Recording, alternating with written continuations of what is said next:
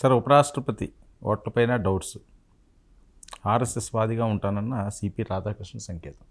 అంటే ఒక 15 ఓట్లు తేడా వచ్చింది కదా.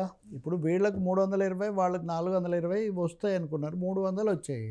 15 ఓట్లు చెల్లకుండా పోయాయి. కొన్ని ఓట్లు అటు పడ్డాయి అని చెప్పి క్రాస్ ఓటింగ్ జరిగింది. మీకు ఇదేమీ విజయం కాదంటే, ఒకటైతే పార్లమెంటరీ పాలిటిక్స్లో 300 ఎంపీ ఓట్లు రావటం అన్నది అది బలమైనటువంటి ప్రభావమే. ప్రతిపక్షం కూడా చెప్పుకోదగిన స్థాయిలో ఉంది, ఇన్ని పార్టీలు కలిసిన ఐక్యంగా ఉందని ఒకటైతే కనిపిస్తుంది. కానీ వీళ్ళల్లో కొన్ని ఓట్లు చెల్లనివి కూడా కావాలనే చెల్లకుండా చేశారని, ఒక 5 మందో 10 మందో అటు ఓట్లు వేశారని కొన్ని కథనాలు ఉన్నాయి. కొంత క్రాస్ ఓటింగ్ జరిగి ఉండాలి, ఒక 10 వరకు జరిగి ఉండవచ్చునేమో.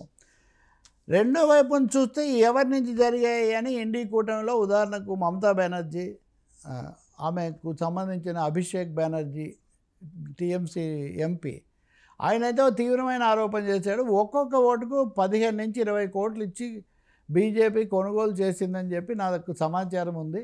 ఇంత భారీ ఎత్తున ఎంపీలనే చేసి ఈ ఎన్నికలను ఇలా చేయాలనటం ఏమాత్రం సమంజసం కాదు అనే తీవ్ర స్థాయిలో, నిజంగా ఒక ఎంపీకి 15 నుంచి 20 కోట్లు ఇవ్వడం అనేది జరిగి ఉంటే, మామూలుగా కింద స్థాయిలో ఓట్లు అట్లా కొనుగోలు అలా ఉంచి.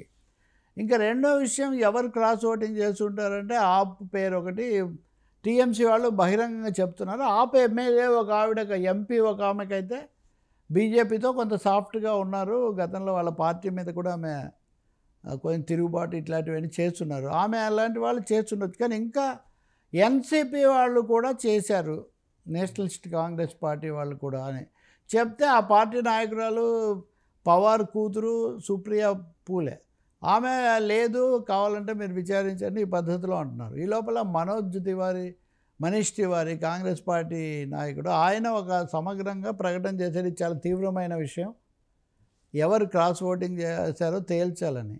దీనికి ఇంకా అదనంగా విలువ ఎక్కడ వస్తుందంటే, బీహార్ ఎన్నికల్లో సీట్ల సర్దుబాటు కూడా జరుగుతుంది కాబట్టి ఎవరు నిలబడ్డారు ఎవరు నిలబడలేదని ఇది అటువైపున దర్యాప్తు జరపండి దీని మీద అని. అయితే రాహుల్ గాంధీ అయితే నిన్న తన నియోజకవర్గం అమేథీ రాయ్బరేలీ అక్కడికి వెళ్ళాడు. అక్కడ ఆయన ఒక మాట చెప్పాడు, ఇప్పటివరకు మామూలు వాళ్ళ ఓట్ చోరీ అంటున్నాం మేము, వైస్ ప్రెసిడెంట్ ఎన్నికల్లో కూడా ఓట్ చోరీ చేశారు వాళ్ళు. సో దేశంలో ఎన్నికల వ్యవస్థ ఎక్కడికి వెళ్తుంది, ఈ పద్ధతిలో ఆయన తీవ్రమైనటువంటి వ్యాఖ్యలు చేశారు. బీజేపీ వాళ్ళు మటుకు మీరు ఓడిపోయి కూడా ఇంకా ఏదో సాగతిస్తున్నారు, మీ ఓట్లే మీరు తెచ్చుకోలేకపోయారు, ఈ పద్ధతిలో వాళ్ళు అంటున్నారు. అంటే మొత్తం నేను చెప్పేది, పోస్ట్ ఎలక్షన్ కూడా వైస్ ప్రెసిడెంట్ వ్యవహారం అనేది కొనసాగుతుంది. ఈ లోపల కొత్తగా ఎన్నికైనటువంటి సిపి రాధాకృష్ణన్ నేను పూర్తి జాతీయవాదిగా ఉంటానని చెప్పాడు. జాతీయవాది అంటే మీరు దానికి అర్థం, రాజకీయ నిఘంటువులో జాతీయవాద రాజకీయాలంటే దానికి అర్థం ఖచ్చితంగా బీజేపీ ఆర్ఎస్ఎస్ తరహానే కదా. వాళ్ళు కల్చరల్ నేషనలిజం ఏదో రకరకాల పేర్లు పెడుతూ ఉంటారు. అంటే ధంకర్ కూడా బీజేపీకి అనుకూలుడైనప్పటికీ కొన్ని విషయాల్లో స్వతంత్రంగా వ్యవహరించి తలనొప్పి తెచ్చాడు. ఇప్పుడు 100% ఆర్ఎస్ఎస్ బీజేపీ భావజాలానికి అనుగుణంగా ఉండే వ్యక్తి రావాలని ఈయన సిపి రాధాకృష్ణన్ 16వ ఏట నుంచి ఉన్నవాడిని తీసుకొచ్చారు. ఆయన కూడా దానికి తగినట్టే నేను పూర్తిగా జాతీయవాద దృక్పథంతో పనిచేస్తే, ఇప్పుడు రాజ్యాంగం ప్రకారం పనిచేయడం, జాతీయవాదం ఏది జాతీయవాదం, రకరకాల రాజ్యాంగానికి లోబడి ఉండాలి, పైగా రాజ్యసభకు కూడా ఆయన అధ్యక్షత వహించాలి కదా. అందువల్ల వాళ్ళ ప్రయోజనం నెరవేరింది అనుకోవచ్చు. ఈ సమయంలోనే ఇంకొక ముక్క కూడా మనం జోడించవచ్చు. ఈరోజు పత్రికలు మీరు చూస్తే, ప్రధాని నరేంద్ర మోదీ ఆర్ఎస్ఎస్ అధినేత మోహన్ భగవత్ జన్మదినం అని చెప్పి అన్ని పత్రికల్లో వ్యాసాలు రాశారు. అంటే ప్రధాని వ్యాసం రాసి పంపడమే ఒక ప్రత్యేకమైతే, అది కూడా మోహన్ భగవత్ క్విడ్ ప్రోకో లాగా ఉంది. కొద్ది రోజుల కిందటేమో 75 ఏళ్ళకి దిగిపోతారన్నారు. అది అయిన తర్వాత 75 ఏళ్ళకి దిగిపోవాలని నేనేం చెప్పలేదు, నేను కూడా దిగిపోతానని నేను చెప్పలేదని ఆయన అన్నారు. సో ఇక్కడ మోహన్ భగవత్ దీంట్లో ఎంతగా అంటే, నాకు తెలిసి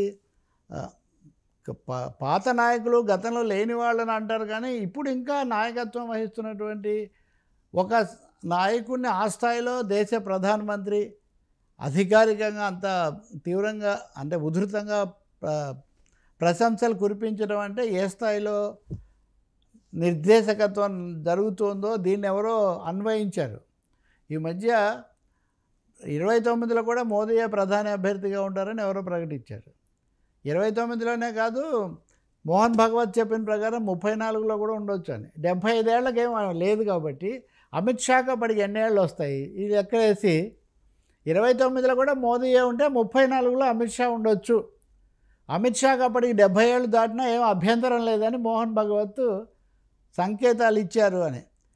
కానీ ఇదైతే చాలా తీవ్ర స్థాయిలోనే జరుగుతోంది. మోదీ బహిరంగంగానే విధేయతనండి, అవగాహన నుండి, ఆమోదం అనేది ప్రకటించారని ఈరోజు మనకు మీడియా చెప్తూ ఉంది. ఈ నేపథ్యంలో సిపి రాధాకృష్ణన్ వచ్చి నేను పక్కా జాతీయవాదిగా ఉంటానని చెప్పడం ద్వారా ఆయన తర్వాత రాష్ట్రపతిని చేయడానికి కూడా ఇంకా వాళ్ళకేమీ పెద్ద అభ్యంతరాలు ఉండకపోవచ్చు. కాబట్టి ఈ వైస్ ప్రెసిడెంట్ ఉపరాష్ట్రపతి ఎన్నికల్లో కీలకమైన రాజకీయ మలుపులు దాగి ఉన్నాయని మటుకు మనం అనుకోవాల్సి వస్తుంది. పైగా భవిష్యత్తులో జమిలి ఎన్నికలైనా ఇంకా చాలా దేశం పేరు మార్చడమైనా చాలా విషయాల్లో రాష్ట్రపతి పాత్ర కూడా కీలకమవుతుంది. ఏమాత్రం ప్రశ్నించని ఆమోదించే ఒక రాష్ట్రపతి ఉంటేనే కేంద్రం ఆలోచనలు నెరవేరుతాయి.